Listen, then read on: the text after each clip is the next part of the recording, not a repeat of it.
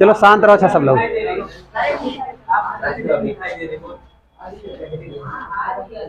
दिख रहा है कि नहीं? बस हो गया। लिखो अच्छा मानव नेत्र, हेडिंग डालिए सब लोग मानव नेत्र।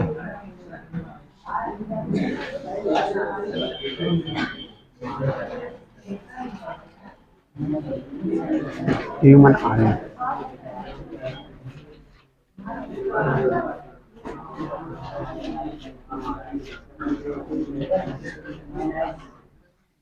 अब देखिए आपको ह्यूमन आई पढ़ना है, मानव नेत्र।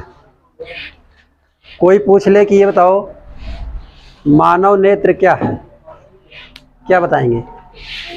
मानव नेत्र क्या है बताओ? अच्छा एक बात ये बताइए, जैसे मान लो जो सूर्य है, एक दिन सूर्य ना निकले, सूर्य डूबा रह जाए। अगर सूर्य डूबा रह जाएगा, अगर सूर्य डूबा हुआ है तो आप अपने नेत्र से कुछ देख पाएंगे? क्यों नहीं देख पाएंगे? नेत्र है, काम नहीं करेगा क्या? नेत्र काम नहीं करेगा ना, क्योंकि नेत्र को काम करने के क्या जरूरी है? प्रकाश। प्रकाश होना चाहिए, और प्रकाश कहाँ से मिलेगा? सूर्य से। अब ये नहीं कहना कि सर रात में लाइट जला लेंगे। हमारा कहने का मतलब है कि मान लो एक दिन लाइट भी खराब हो जाए, एक दिन लाइट भी खराब हो जाए, एक दिन चंद्रमा भी खराब हो जाए वहां से लाइट रिफ्लेक्ट होकर ना आए चंद्रमा से, और एक दिन सूर्य भी ना उगे, तो एकदम अंधेरा रहेगा, आपकी आंखों का कोई मतलब नहीं। क्योंकि पता है आपका जो नेत्र है वो प्रकाशी के यंत्र है। नेत्र क्या है? प्रकाशी के यंत्र है। तो नेत्र, अगर आपसे कोई पूछे नेत्र क्या है, प्रकाशी के यंत्र है, क्योंकि नेत्र तभी काम करेगा जब प्रकाश आएगा। जैसे आप बोलते हो ना कि ये इलेक्ट्रिक मशीन है, तो मशीन माने क्या होता है? यंत्र। और वो इलेक्ट्रिसिटी आने पर काम करती है, इसलिए उसका नाम क्या पड़ा? Electric machine. वो विद्युत मशीन है, क्योंकि विद्युत धारा जब रहेगी तभी वो काम करेगी। वैसे हमारा नेत्र कब काम करता है? जब प्रकाश होता है। तो हमारा नेत्र क्या है? प्रकाशी केंद्र है। अब एक बात और समझिएगा, जैसे मान लो कोई दूसरा यंत्र होता है जो आपका दूरदर्शी हो गया। अच्छा, दूरदर्शी और सूक्ष्मदर्शी क्या है? दूरदर्शी और सूक्ष्मदर्शी भी तो यंत्र ही है। दूरदर्शी में दूर की वस्तु देखते हैं, सूक्ष्मदर्शी में छोटी चीजों को देखते हैं। तो दूरदर्शी और सूक्ष्मदर्शी भी आपका क्या है? ये भी प्रकाशी के अंदर हैं। ये भी प्रकाश रहने पर काम करते हैं, तो ये भी क्या कहलाएंगे? प्रकाशी के अंदर। यदि प्रकाश ना हो तो चाहे जितना दूरदर्शी लगाओ नहीं दिखेगा, चाहे जितना सूक्ष्मदर्शी लगाओ नहीं दिखेगा। तो प्रकाशी के यंत्र दोनों है, आपका नेत्र भी है, दूरदर्शी भी है, सूक्ष्मदर्शी भी है। लेकिन ये बताइए अंतर क्या है नेत्र वाले प्रकाशी के यंत्र में और सूक्ष्मदर्शी और दूरदर्शी वाले प्रकाशी के यंत्र में? क्या अंतर है? अंतर यह है कि हमारा नेत्र प्राकृतिक प्रकाशी के यंत्र है। हमारा नेत्र क्या है? प्राकृतिक प्रकाशी के यंत्र है, हमने इसको बनाया नहीं है। ये क्या है? अपने आप निर्मित है, प्रकृति के द्वारा निर्मित है, जिसको आप क्या कहते हैं? भगवान कहते हैं। प्रकृति को ही आप क्या कहते हैं? भगवान कहते हैं। तो प्रकृति के द्वारा निर्मित है। और देखो, जो प्रकृति द्वारा निर्मित होता है, जब वो लोगों को नहीं समझ में आता तो किसको जिम्मेदार ठहराते हैं? भगवान को। कोई घटना नहीं समझ में आई, कहेंगे भगवान ही माया है। कहीं रास्ते पे चले जा रहे हो, अगर उसका फर्श का घर्षण नहीं सही है, प्रकृति ने अपने आप बनाया है, और आप घर्षण बल सही से लगा, आप फिसल गिर गए, कहेंगे सब भगवान की कृपा है। मतलब हर चीज के लिए कौन जिम्मेदार है? भगवान। भगवान मतलब प्रकृति जिम्मेदार है। तो आप ये समझिए आपका मानव नेत्र क्या है? प्राकृतिक प्रकाशी के यंत्र है, क्योंकि मानव नेत्र अपने आप बना है, उसको आपने नहीं बनाया। और सूक्ष्मदर्शी और दूरदर्शी क्या है? ये भी प्रकाशी के यंत्र हैं, लेकिन ये कैसे? आर्टिफिशियल है, ये कृत्रिम है। ये कैसे यंत्र हैं? कृत्रिम है। जिसको मनुष्य बनाता है वो क्या कहलाता है? कृत्रिम कहलाता है। तो मानव नेत्र में लिखेंगे, मानव नेत्र लिखिएगा, इसको सब लोग लिखेगा, शांत होकर लिखेगा, बातचीत नहीं करेंगे। मानव नेत्र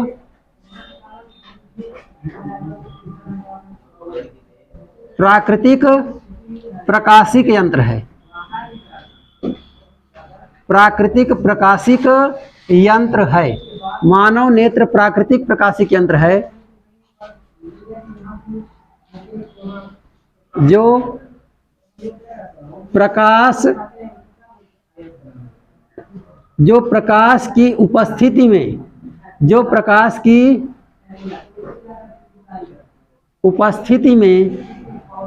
प्रकाश की उपस्थिति में संवेदित होता है। क्या होता है? संवेदित मतलब सेंसिटिव हो जाता है, संवेदित होता है, जो प्रकाश की उपस्थिति में संवेदित होता है।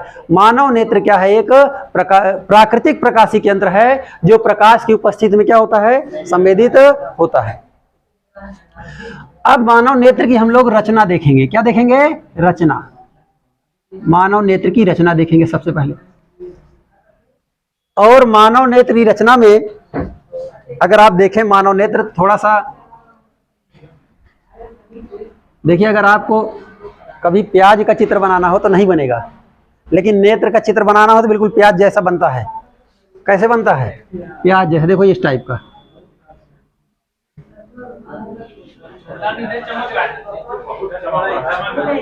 ये चमक रहा है, इतना अच्छा दिख रहा है यार, चमक रहा है कह रहे हो। थोड़ा सा वो डार्क वाला मार्कर ले आओ। इंक है, इंक भरो इसमें तो डार्क आएगा, इंक भरो नहीं चमकेगा। ये इधर आके बैठ जाओ थोड़ा सा, वहाँ कैमरा लगा हुआ है यार, इधर बैठो, इधर आके बैठ जाओ, तुम थोड़ा सा आगे आ जाओ। ये लो यार। तो ये देखो, ये थोड़ा सा प्याज टाइप का बना है, पढ़ा रहे हैं, ठीक है। ये शांत रहो। देखो, ये सबसे पहले एक सबसे ऊपरी परत होती है श्वेत रंग की, श्वेत रंग की सबसे ऊपरी परत होती है, जिसे हम लोग क्या कहते हैं? दृढ़ पटल। मानव नेत्र का सबसे बाहरी आवरण सबसे दृढ़ कठोर होता है और कैसे रंग का होता है? श्वेत रंग का होता है, जिसे क्या कहते हैं? दृढ़ पटल। तो रचना में सबसे पहले आप क्या लिखेंगे? दृढ़ पटल। रचना में सबसे पहले क्या लिखना है? दृढ़ पटल। और दृढ़ पटल को आप लिखेंगे मानव नेत्र का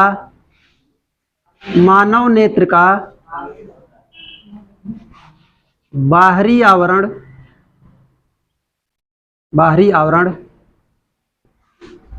एक श्वेत अपारदर्शी। श्वेत की बात क्या है? अपारदर्शी। मानव नेत्र का बाहरी आवरण एक श्वेत अपारदर्शी कठोर परत से ढका होता है। कठोर परत से ढका होता है, कठोर परत से ढका होता है, जिसे दृढ़ पटल कहते हैं, जिसे दृढ़ पटल कहते हैं, जिसे दृढ़ पटल कहते हैं। तो ये आपका कठोर और श्वेत है। आप बताएं, ये आपकी आंख में कहाँ दिख रहा है? सबकी आंख में छोटा सा पार्ट वाइट वाइट दिख रहा होगा। छोटा सा क्या, बड़ा सा है। उसके बीच में एक ब्लैक कलर का है, लेकिन जो किनारे किनारे व्हाइट वाला दिख रहा है ना, आपने अंगूठी देखा है? आपकी नेत्र पूरी तरह अंगूठी जैसे दिख रही है। अंगूठी में जो बीच वाला जहां हीरे वगैरह जड़ा देते हैं, उस टाइप का एक बड़ा सा काला टिप्पा दिख रहा होगा, और काले टिप्पे किनारे किनारे क्या दिख रहा है? व्हाइट। वो जो व्हाइट दिख रहा है वो आपको केवल सामने का इतना व्हाइट दिख रहा होगा। ये वाला भाग ये क्या है? व्हाइट है। ये वाला भाग क्या है? व्हाइट है। यही आपका सफेद सफेद दिख रहा है, ये व्हाइट। और इसके पीछे वाला, क्योंकि ये नेत्र पीछे हो जाएगी तो नहीं दिखेगा, तो ये आपका व्हाइट कलर ये दिख रहा होगा। यही आपका क्या है? दृढ़ पटल है। दृढ़ पटल के नीचे एक और जीवित कोशिकाओं की एक पतली परत पाई जाती है, जिसे बोलते हैं रक्तक पटल। क्या बोलते हैं? रक्तक पटल। दूसरी परत जो पाई जाएगी उसे क्या बोलेंगे? रक्तक पटल। तो इस दूसरा नंबर क्या है आपका? पहला नंबर दृढ़ पटल, दूसरा नंबर क्या हो जाएगा? रक्तक पटल। इसका आवरण देखना है, बस इसको थोड़ा सा देख लीजिए। दूसरा नंबर क्या है? रक्तक पटल। और इसमें क्या लिखना है? दृढ़ पटल के नीचे, दृढ़ पटल के नीचे सजीव कोशिकाओं, सजीव कोशिकाओं की एक परत पाई जाती है, एक परत पाई जाती है, एक परत पाई जाती है, जिसे रक्तक पटल कहते हैं, जिसे रक्तक पटल कहते हैं, जिसे रक्तक पटल कहते हैं। ये हो गया। तो दूसरा नंबर क्या हो गया? रक्तक पटल। इसके नीचे एक और परत पाई जाती है जो तंत्रिका कोशिकाओं की रहती है। किसकी रहती है? तंत्रिका कोशिकाओं की, जिसे कहते हैं दृश्य पटल। जहां पर चित्र बनना है उसे क्या कहेंगे? दृश्य पटल। तो सबसे पहले ऊपर वाली परत का नाम क्या दे दिया जाए? देखो नाम लिख देते हैं। इसका नाम क्या लिख देते हैं? सबसे पहले बाहरी वाले को दृढ़ पटल, इसका नाम दृढ़ पटल हो गया। इसके नीचे वाली परत को रक्तक पटल, और इसके नीचे एक पतली परत पाई जाती है जिसे क्या बोलते हैं? दृश्य पटल कहते हैं।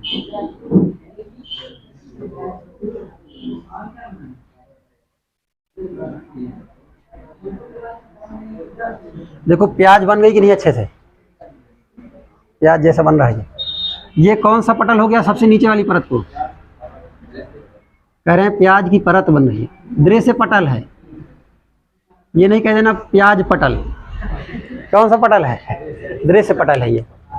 तो रक्तक पटल के नीचे अगला दृश्य पटल लिख लीजिएगा। हम बोल दे रहे हैं यार दृश्य पटल को। अगले इसको लिख लिया कि नहीं? लिख लो इसको। ये दूसरा वाला लिखिए, कौन था ये? रक्तक पटल। इसके बाद दृढ़ पटल नीचे जीवित कोशिकाओं की एक परत पाई जाती है जिसे रक्तक पटल कहते हैं। ये हो गया। ये दो भाग इसमें हो गया, और ये तीसरा भी आपको बता देते हैं।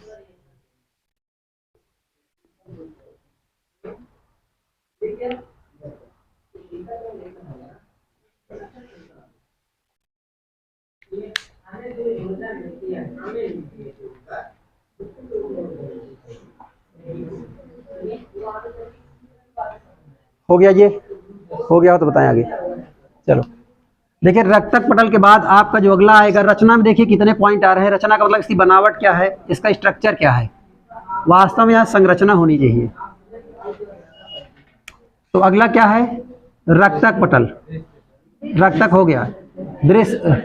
दृश्य पटल है। देखिएगा,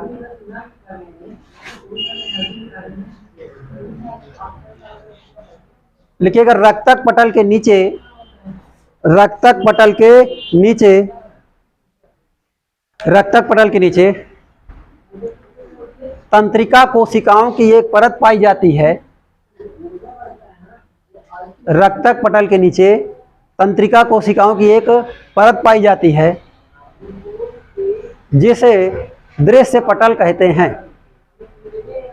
रक्तक पटल के नीचे तंत्रिका कोशिकाओं की एक परत पाई जाती है जिसे दृश्य पटल कहते हैं। जिसे दृश्य पटल कहते हैं। अभी आज पढ़ने के बाद जाना और एक शीशा उठाना, शीशा उठा करके दृढ़ पटल, आयरिस, कार्निया, पुतली, लेंस, लेंस नहीं दिखेगा, लेंस अंदर होता है, बाकी कुछ भाग आपको दिख जाएंगे, उसको देखिएगा। तो दृश्य पटल आपने क्या लिखा? रक्तक पटल के नीचे तंत्रिका कोशिकाओं की एक परत पाई जाती है जिसे दृश्य पटल कहते हैं। अब इसके बाद इधर बाहर आ जाइए सामने। नेत्र का बाहरी आवरण, नेत्र के सामने का, ये नेत्र क्या है? सामने है। नेत्र के सामने का बाहरी आवरण एक पतली पारदर्शी झिल्ली से ढका होता है। और ये पतली पारदर्शी झिल्ली को क्या कहते हैं? कोई बताओ? कार्निया कहते हैं। क्या कहते हैं? कार्निया। कार्निया को हिंदी में क्या कहा जाता है? स्वच्छ मंडल। क्या कहते हैं? स्वच्छ मंडल। तो लिखिएगा, अगला पॉइंट आपका क्या है? कार्निया है। कार्निया आप लिखेंगे।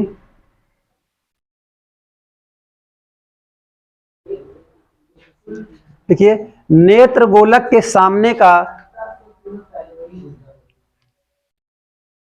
नेत्र गोलक के सामने का बाहरी आवरण या बाह्य आवरण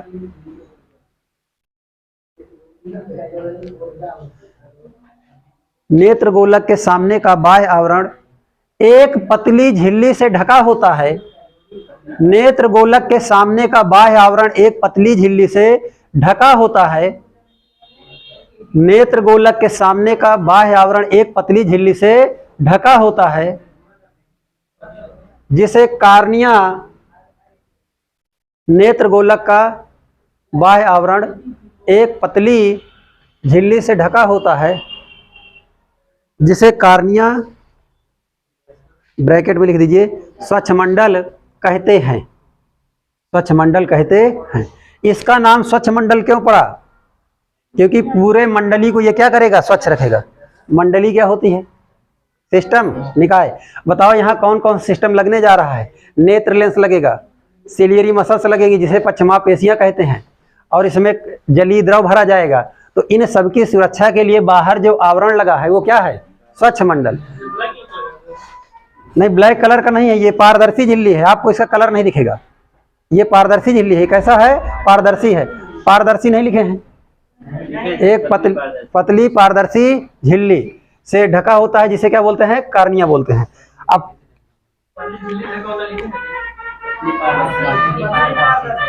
पतली पारदर्शी झिल्ली, पतली पारदर्शी झिल्ली कर दो, लिख लो, क्या दिक्कत है? लिख लीजिए, पतली पारदर्शी झिल्ली से ढका होता है।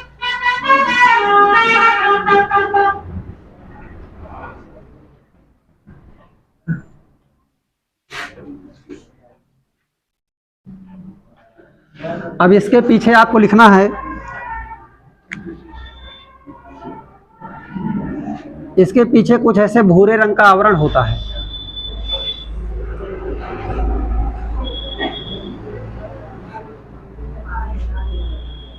इसे परितारिका कहा जाता है। इसे क्या कहते हैं? परितारिका। कुछ इस टाइप का आवरण होता है।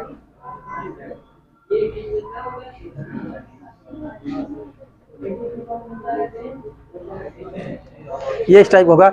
लिखिएगा कार्नी, अगला हेडिंग लिखिएगा आयरिस। अगला हेडिंग क्या है?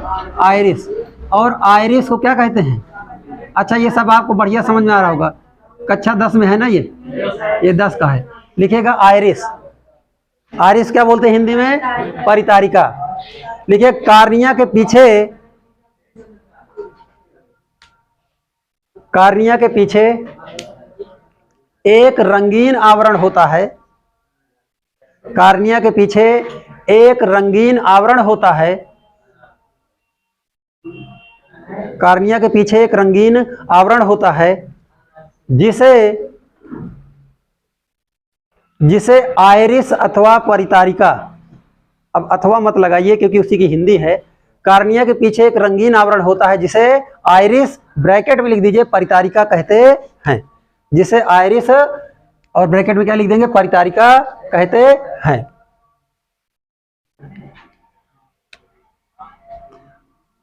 लिखिए परितारिका की संरचना उंगली नुमा होती है। कैसी होती है?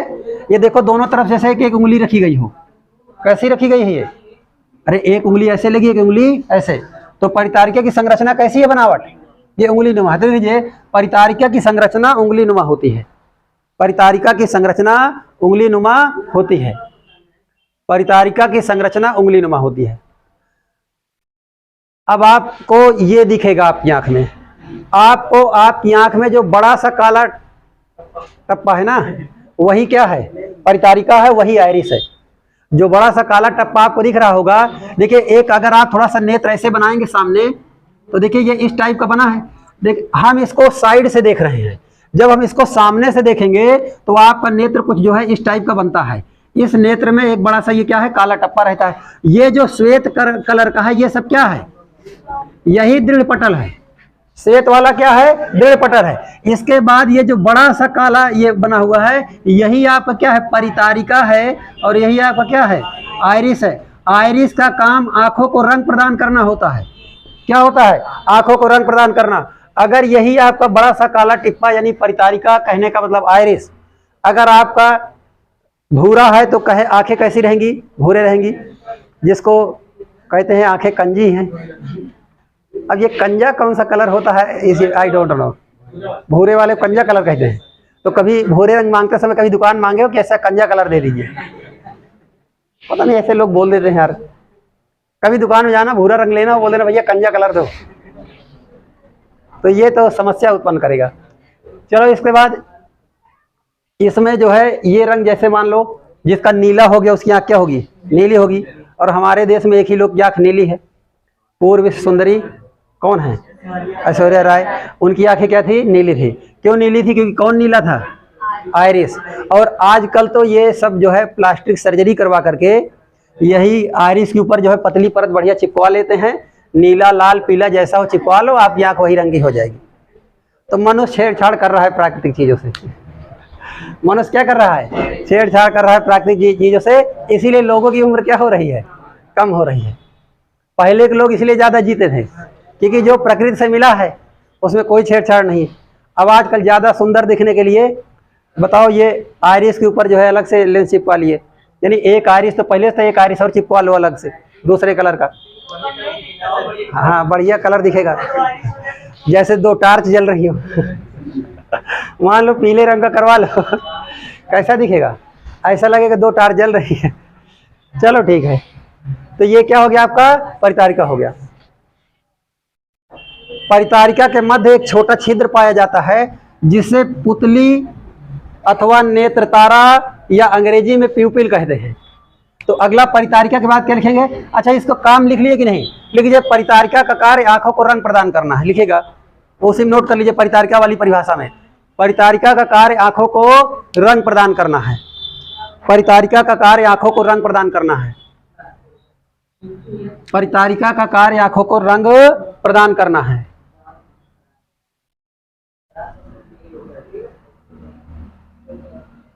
परितारिका का कार्य आंखों को रंग प्रदान करना है, ये हो गया। इसके बाद अगला क्या लिखेंगे, पुतली।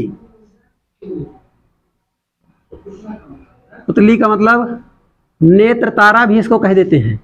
देखिए प्रश्न आपका बदल बदल क्या सकता है, लिख दिया नेत्र तारा, कहेंगे सर आप तो पुतली लिखा है, यहाँ नेत्र तारा आ गया। नेत्र तारा के बाद इसको क्या बोलते हैं, PUPIL, प्यूपिल भी बोलते हैं। ये प्यूपिल भी लिख के आ सकता है, तीन नाम है इसके। तो आप लिखेंगे परितारिका के मध्य एक छोटा छिद्र पाया जाता है जिसे नेत्र तारा कहते हैं, जिसे पुतली कहते हैं। परितारिका के मध्य एक छोटा छिद्र पाया जाता है, छिद्र पाया जाता है। परितारिका के मध्य एक छोटा छिद्र पाया जाता है जिसे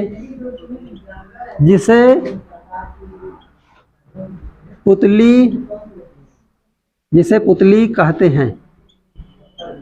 अब इसको चाहे जिसे पुतली कहते हैं, जिसे नेत्र तारा कहते हैं, जिसे प्यूपिल कहते हैं, तीनों चीज लिख सकते हैं।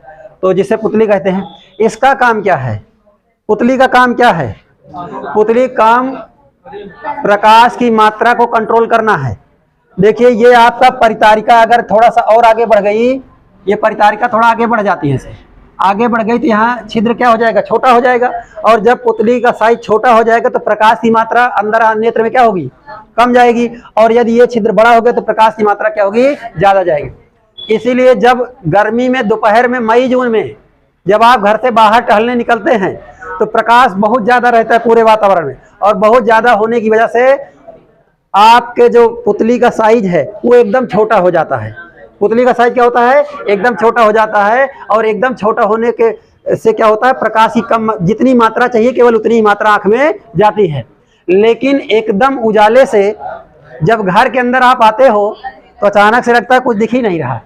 तो क्यों नहीं दिखता है बताओ, क्योंकि पुतली का साइज छोटा हो गया है। घर के अंदर प्रकाश की मात्रा क्या है, कम है, और वो पूरी तरह से पुतली से अंदर नहीं जा पा रहा है। तो फिर क्या करते हो, दो बार आंख को ऐसे करते हो ना, और ऐसे करके उसको रिलैक्स करते हो। किसको रिलैक्स करते हो, परितारिका को। जब परितारिका को रिलैक्स करते हो तो रिलैक्स होकर परितारिका कहाँ फिसल जाती है, पीछे। ये पीछे हट जाएगा तो पुतली का साइज क्या होगा, बड़ा हो जाएगा। और इसीलिए फिर 1 मिनट बाद ऐसे आंखें फाड़ फाड़ करके देखते हो, ऐसे जूम करते हो। जब ऐसे देखते हो तो फिर सब दिखाई देने लगता है, तो समझ आता है कि अच्छा बैठना इधर है। तो ये आपको ऐसे दिखेगा।